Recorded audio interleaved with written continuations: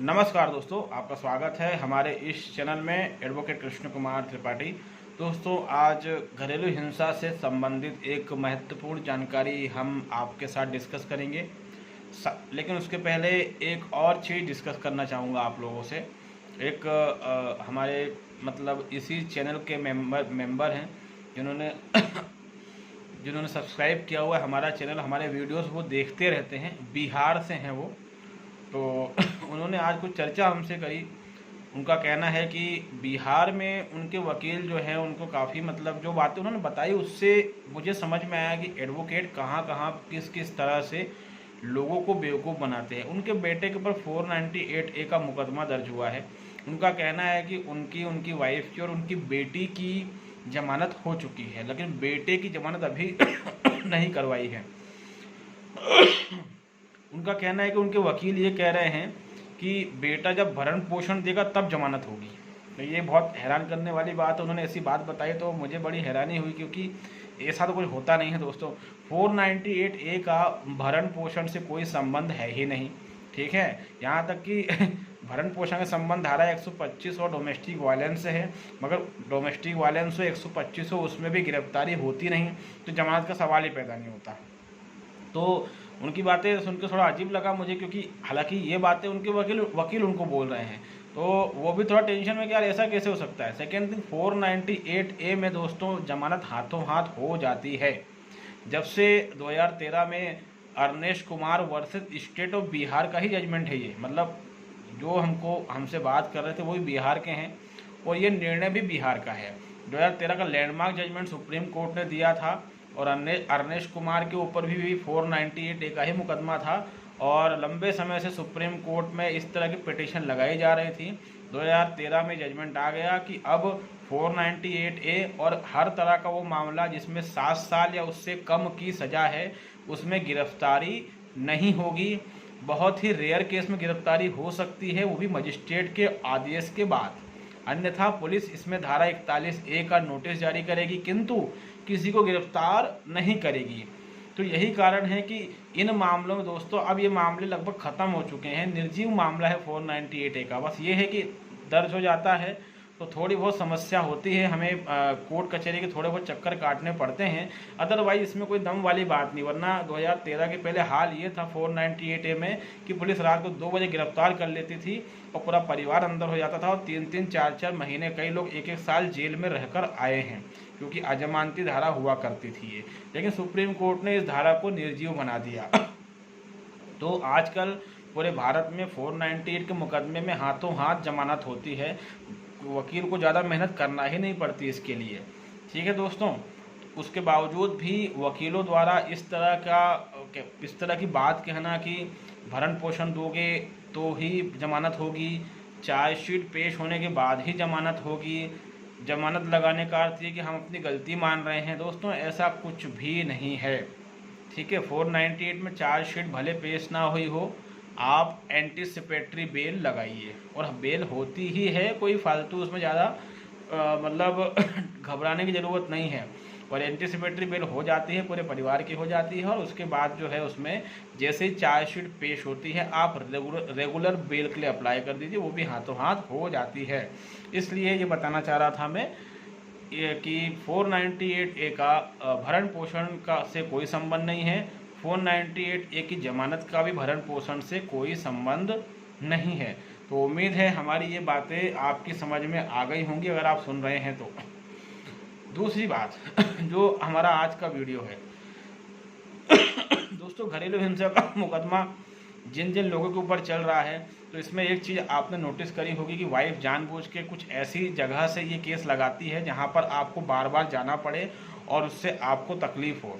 इन generally जो presumption है और जो अलग अलग हाई कोर्ट्स के यहाँ तक कि सुप्रीम कोर्ट के भी जजमेंट्स हैं, उसमें ये कहा गया है कि पत्नी जो है या तो पति जहाँ रहता है वहाँ से घरेलू हिंसा का मुकदमा दर्ज करवा सकती है, या फिर खुद जहाँ पर मतलब जहाँ उसका मायका है वहाँ से दर्ज करवा सकती है। अब इसमें क्या होता है दोस्तों कि कई बार ये होता है कि अगर पत्नी का और पति का घर पास पास है, मायका ससुराल पास पास हो, तो पत्नी जानबूझकर कुछ किसी ऐसी जगह से घरेलू हिंसा का मुकदमा दर्ज करवाती है जहां पर उसका जुरिडिक्शन ही नहीं बनता, और ऐसे भी कई मामले चल रहे हैं। इसमें मैं आपको एक एग्जांपल देके समझाता हूं। अभी हमारे पास कुछ दिनों पहले एक केस आया है। इसमें कहानी कुछ ऐसी है कि बहनों ने भाई के ऊपर घरेलू हिंसा का मुकदमा लगाया है। थोड़ा इंटरेस्टिंग केस है। इसमें 2 बहनें हैं, सगी बहनें, वो भोपाल में रहती हैं और उनका भाई मध्य प्रदेश के उज्जैन शहर में रहता है। ये 2 बहनें हैं, उनका एक भाई है। दोनों बहनों की लगभग 20 साल पहले शादी हो चुकी है और वो अपने पति के साथ निवास कर रही हैं भोपाल में। उनका भाई उज्जैन में रह रहा है। बहनों का और भाई का लंबे समय से मिलना जुलना भी बंद है। ठीक है, बहनें शादीशुदा है, भाई शादीशुदा। भाई अपनी ज़िंदगी में मस्त है, बहन अपनी ज़िंदगी में। अब यहाँ पर प्रॉपर्टी को लेकर बहन भाई में विवाद चल रहा है। बहनों ने क्या किया, बहन रहती है भोपाल में, भाई रहता है उज्जैन में, लेकिन उन्होंने डोमेस्टिक वायलेंस का मुकदमा भाइयों पर लगा दिया इंदौर शहर में। मतलब कि बहन रहती है भोपाल में, भाई रहता है उज्जैन में, और मुकदमा दर्ज करवाया गया इंदौर शहर में। ये टोटली जो है ये कानून का मिसयूज है क्योंकि इंदौर का जुरिडिक्शन बनता ही नहीं है, क्योंकि इंदौर से बहनों का और भाइयों का कोई संबंध नहीं है। हालांकि ये बात भी है कि इंदौर में बहनों का मायका कभी हुआ करता था, लेकिन बहनें अब भोपाल में रह रही हैं और भाई रह रहा है उज्जैन में। दूसरी बात है कि ये घरेलू हिंसा का मुकदमा नहीं बन सकता, क्योंकि इसके मुताबिक जो कंबाइंड फैमिली है, तो भाई जो है बहन के साथ रहते ही नहीं हैं। भाई जो है वो बहन की कंबाइंड फैमिली का हिस्सा है ही नहीं। तो सवाल ये पैदा होता है कि फिर बहन ने भाई पर केस कैसे लगा दिया। तो कुल मिलाकर अगर इस केस को खारिज करने की पिटीशन लगाई जाए या डिस्चार्ज एप्लीकेशन लगाई जाए या 482 के तहत हाई कोर्ट जाया जाए, तो हर तरह से जो है भाई एक झटके में इस केस को ख़त्म कर सकते हैं, या फिर प्रोटेक्शन ऑफिसर के खिलाफ कुछ कंप्लेंट कर दी जाए, क्योंकि उसने भी तो एक फर्जी रिपोर्ट तैयार की होगी बिना जाने समझे। साथ में आरटीआई का सहारा लिया जाए। मतलब बहुत सारे ऑप्शन हैं दोस्तों, किसी भी एक ऑप्शन का इस्तेमाल करके वो जो शख्स हैं इस केस से पिंड छुड़ा सकते हैं। तो दोस्तों क्या होता है कि जुरिडिक्शन वाले मामलों में अक्सर महिलाएं कोर्ट को बेवकूफ़ बनाने का काम करती हैं, और आपका वकील भी यही कहता है कि अरे वो तो महिला है, उसको तो कहीं से भी केस लगाने का अधिकार प्राप्त है। किंतु दोस्तों ऐसा नहीं है। इसमें बॉम्बे हाई कोर्ट ने कुछ समय पहले एक जजमेंट दिया था। वो जजमेंट का लिंक अगर पॉसिबल हुआ तो मैं डिस्क्रिप्शन बॉक्स में या मैसेज बॉक्स में डाल दूंगा। वो काफ़ी काम का जजमेंट है दोस्तों। और अगर आप लोगों के साथ ऐसा कुछ हुआ है तो उस जजमेंट का सहारा जरूर लें।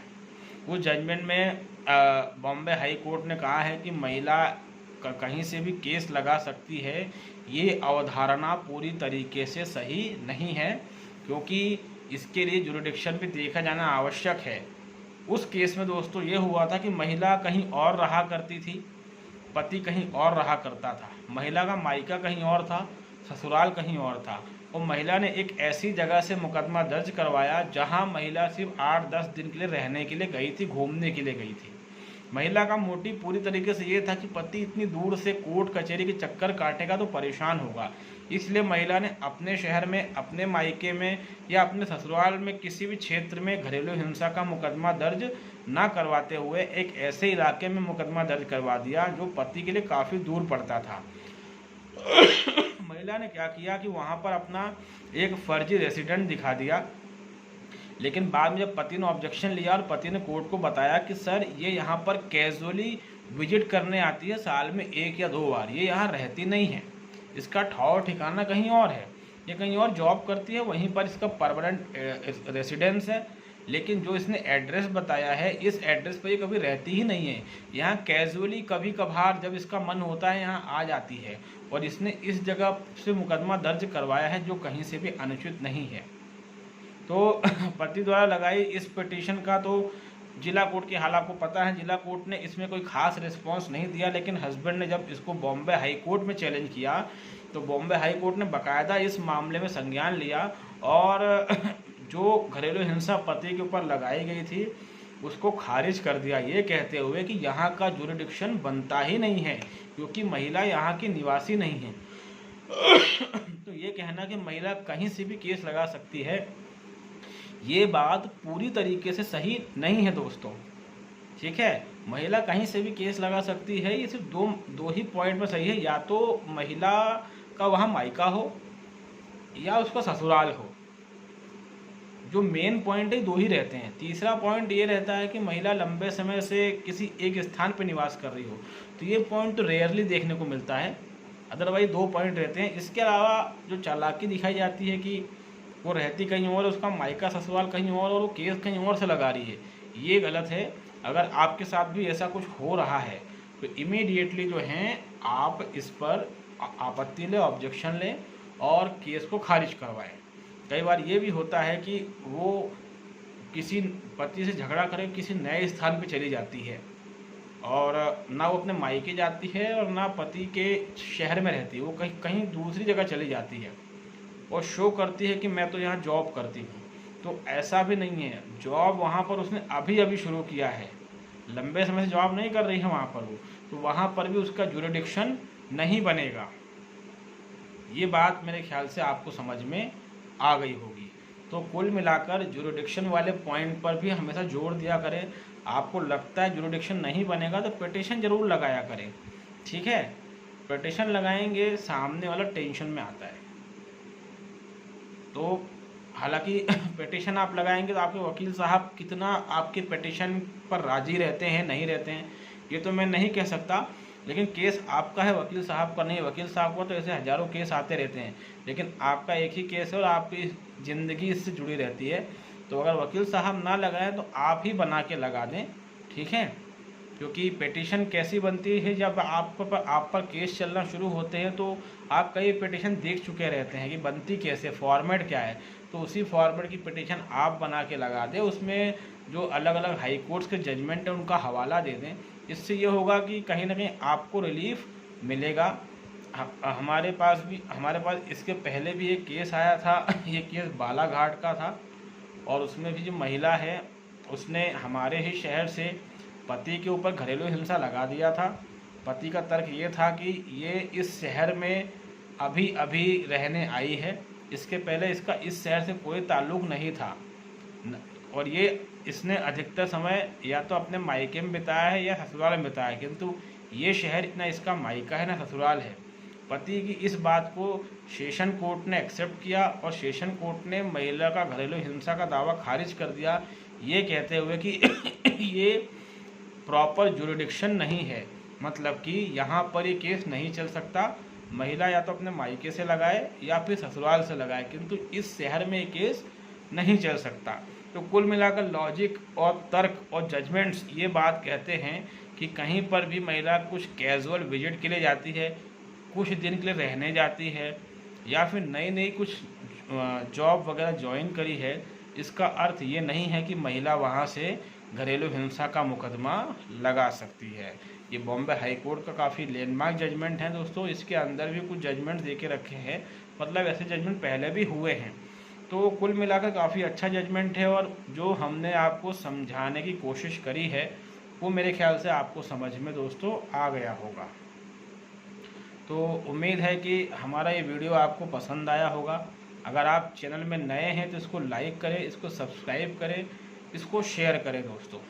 और अगर आपके कुछ प्रॉब्लम्स है तो दोस्तों हमारे व्हाट्सएप नंबर पर पहले मैसेज करा करें, सीधे फ़ोन ना लगाया करें। कई लोग डायरेक्ट फ़ोन लगा देते हैं, उससे काफ़ी हमें प्रॉब्लम होती है, क्योंकि हमारे पास जो हमारे रेगुलर क्लाइंट हैं उनके कॉल आते हैं, तो आप लोगों के कारण हम उनसे संपर्क कई बार नहीं कर पाते। तो आपको अगर कोई सवाल वगैरह है आपका तो आप पहले व्हाट्सएप करें, उसके बाद ही हम विचार करेंगे आपके सवाल का जवाब देने में। सेकेंड थिंग, ये पेड सर्विस रहती है दोस्तों, ठीक है, इसके लिए एक नॉमिनल फ़ीस आपको देनी पड़ सकती है।